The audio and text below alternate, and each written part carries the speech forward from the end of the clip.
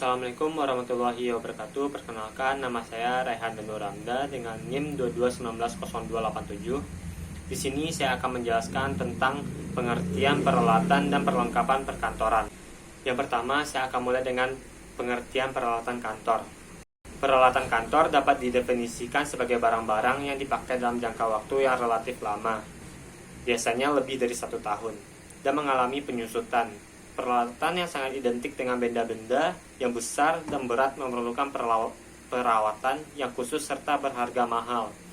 Namun, secara umum, harga peralatan kantor memang mahal. Setiap kantor memiliki peralatan kantor yang berbeda, disesuaikan dengan jenis usaha masing-masing meskipun ada beberapa peralatan kantor yang harus mutlak dimiliki oleh perkantoran. Beberapa contoh peralatan perkantoran yang harus dimiliki perkantoran diantaranya meja, kursi, lemari, arsip, komputer, mesin, printer, mesin tik, dan lain-lain.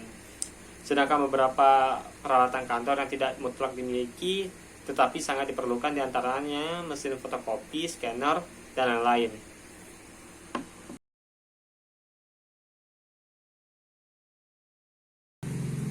Beberapa contoh peralatan perkantoran. Yang pertama, saya mulai dengan meja kantor. Yang dimaksud dengan meja kantor adalah meja yang digunakan oleh direktur, pegawai sebagai alas untuk mengerjakan pekerjaan di kantor. Selain digunakan sebagai alas, meja kantor berfungsi juga sebagai tempat meletakkan peralatan kantor seperti kertas, pena, dan komputer. Yang kedua, ada perangkat komputer. Perangkat komputer terdiri dari mesin CPU, layar komputer beserta perangkat input seperti keyboard, mouse, dan juga perangkat output komputer.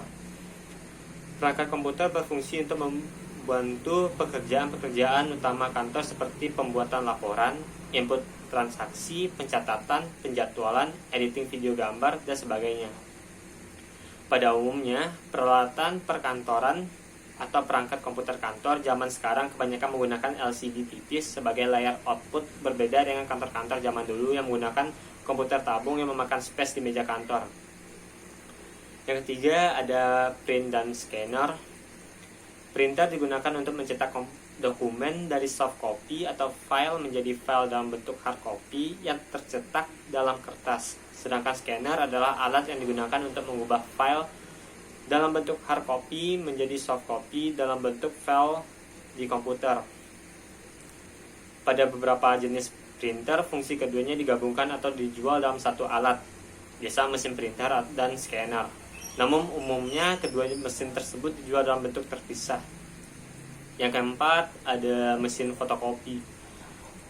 Mesin fotokopi digunakan untuk menduplikasikan file yang terdapat pada hard copy atau kertas. Pengadaan alat ini penting untuk menunjang kecepatan kerja karyawan, terutama untuk penduplikasian file-file laporan yang biasa diserahkan ke atasan atau bagian lain.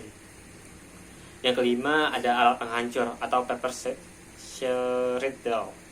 Mesin penghancur atau paper shred adalah alat yang digunakan untuk menghancurkan kertas menjadi potongan-potongan kecil. Tujuannya adalah untuk mengamankan dokumen-dokumen penting perusahaan. Bila kertas tidak dihancurkan, dikhawatirkan kertas akan tercecer hingga tersebar pada orang-orang tidak bertanggung jawab dan dimanfaatkan secara negatif. Bila kertas dihancurkan salah-salah informasi, perusahaan nanti malah bocor melalui kertas gorengan. Selanjutnya, pengertian perlengkapan perkantoran.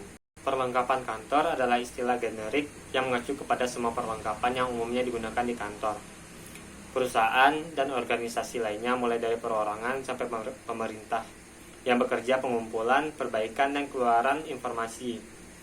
Contoh perlengkapan kantor antara lain kertas, pulpen, pensil, penjepit kertas, tinta printer, map, taplak meja, dan kalender.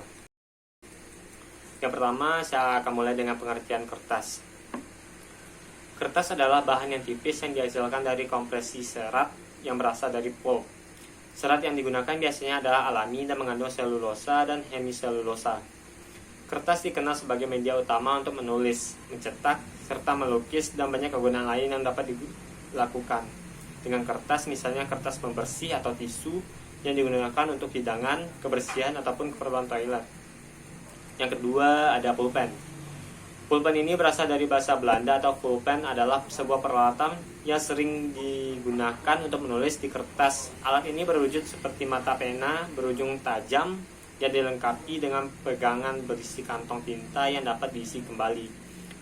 Dalam perkembangannya, alat ini tersedia dengan berbagai jenis, misalnya seperti pulpen fountain, pulpen ballpoint, pulpen gel, pulpen roller bar, seperti pulpen, serta pulpen high-tech point. Masing-masing dari jenis pulpen tersebut mempunyai variasi harga dan juga kualitas yang berbeda. Sebagian dari kalangan pebisnis memakai pulpen dapat menjadikan salah satu hal yang dapat mencitrakan personal. Yang ketiga, ada penjepit kertas. Alat yang digunakan untuk menjepit beberapa kertas atau dokumen. Yang keempat, ada tinta printer. Ada beragam jenis tinta printer yang dapat digunakan untuk mencetak berbagai macam keperluan di kantor. Penggunaan jenis tinta ini sangat tergantung sekali dengan kebutuhan mesin printer yang sedang dipakai itu. Beberapa jenis printer biasanya menggunakan tinta printer yang tidak sama, misalnya seperti printer doll. Itu tidak akan sama kebutuhan tintanya dengan printer jenis lainnya seperti inkjet printer, laser jet printer, thermal printer, dan lain-lain.